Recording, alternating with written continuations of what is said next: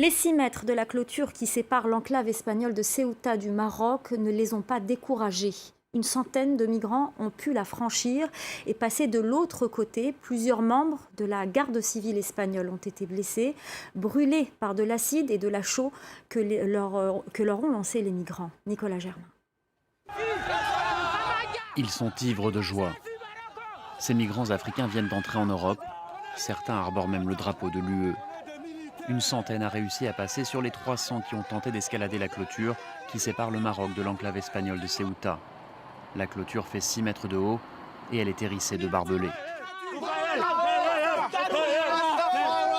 Tout simplement, je remercie ma maman. Oui, bonne chance à tous les amis qui sont derrière. Bonne chance mes amis. D'après les autorités espagnoles, les migrants ont blessé 7 membres de la garde civile et leur ont jeté des récipients remplis d'excréments, de sang et d'acide. Ici, ils arrivent au centre de migrants où ils sont salués par ceux qui s'y trouvent déjà.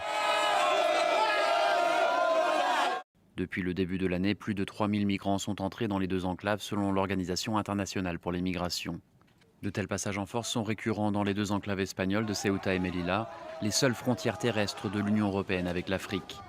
Elles font respectivement 19 et 12 km² et comptent moins de 100 000 habitants chacune. L'Espagne les contrôle depuis les 16e et 15e siècles, mais le Maroc les revendique depuis son indépendance en 1956.